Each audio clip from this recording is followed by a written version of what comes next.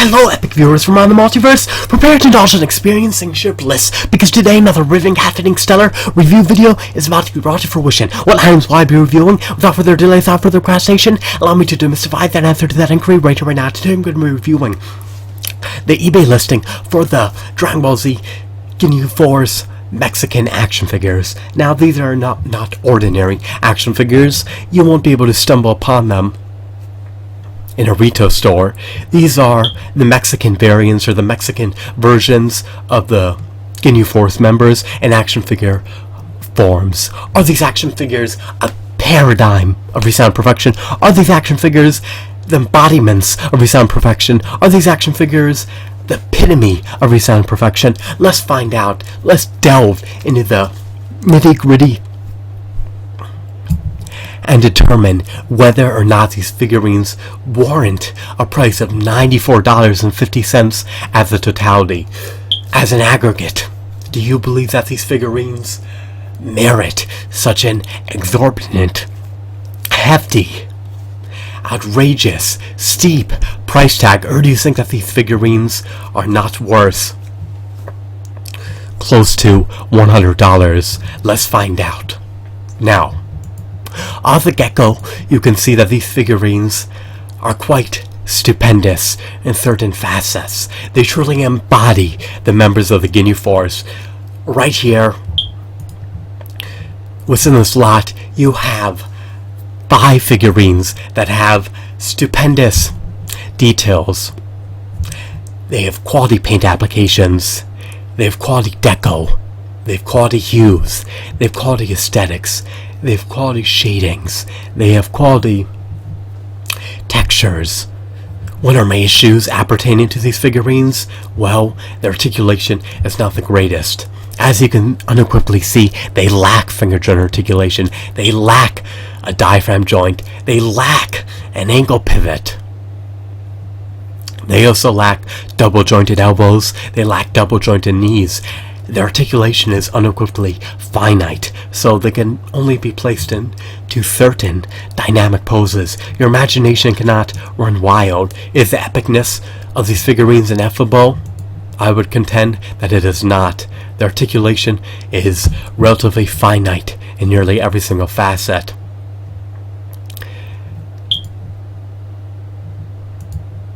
What else is an issue appertaining to these figurines? Their hands are all not fisted. They have apertures between their fingers for some of these characters. I would have preferred if all their hands had finger joint articulation, or if they had fisted hands.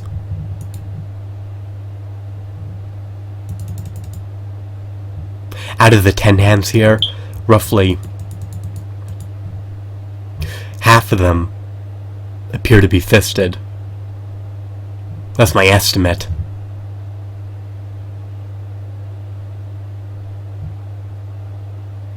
They look like they're about to play rock, paper, scissors.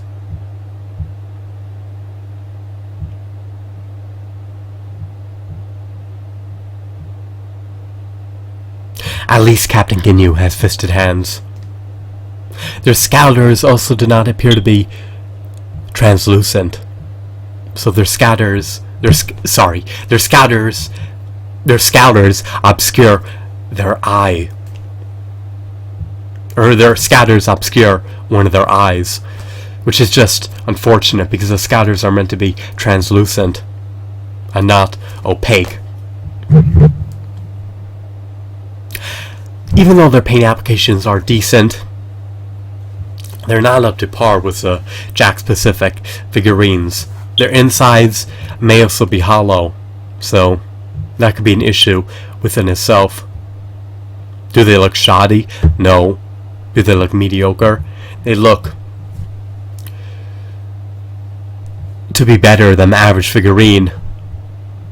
Nonetheless, their paint applications are not on par with the SH Figure Arts action figures, nor the Jeice-specifics Dragon Ball Z action figures. So, for such an exorbitant price, I just can't vindicate buying them. for $94.50, you can buy a Jack-specific Burter, you can buy a Jack-specific Captain Ginyu, you can buy a Jack-specific Jeice, you can buy a Jack-specific Recoome, and you don't have to succumb to paying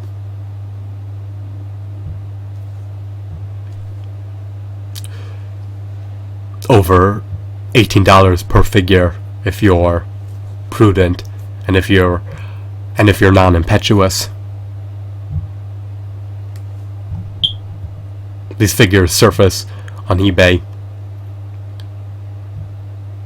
for under $20 used if you buy them in a lot and divvy up the expenses among every single figure. So you may get 10 Dragon Ball Z action figures for $50, and included in the lot is one of the members or two of the members of the Ginyu Force. They truly emulate the appearances of the Ginyu Force members. I love Guldo, I love Jeice, I love Burter, I love Recoome, I love Captain Ginyu. In the context of Jeice, they stand anywhere from 4.5 to 8 inches tall, so they coincide eminently well with the prodigious 6-inch action figure collection. However, even though they are burly and muscular and robust, they're still not worth $94.50, in my subjective, humble opinion, considering that you can buy the Jack-specific ones for under this price if you're patient enough. So, the Mexican versions of these figures, comprised of resin, polyester, and hard plastic, are not my utmost favorite Dragon Ball Z figurines. I prefer the SH Figure Arts Dragon Ball Z action figures, or the Jack-specific Dragon Ball Z action figures to these figurines. I believe that those aforementioned figurines are part of the Jack-specific action figure line, trump the Mexican versions of the Dragon Ball Z action figures. Why?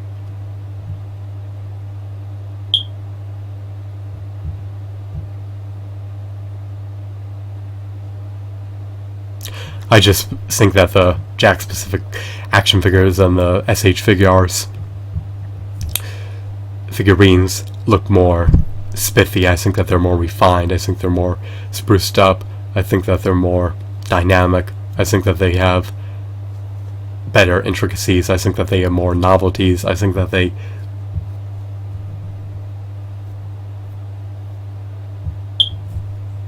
resemble higher quality figurines. That's not to say that these figurines are shoddy by any means, but even if they're not hollow inside, they just don't look as epic as the Jack-specific or the SH Figure Arts Dragon Ball Z action figures. So that's everything I wanted to convey and apprise you of. I hope that you deemed this video to be insightful and enthralling. Have a wonderful, marvelous day. Goodbye.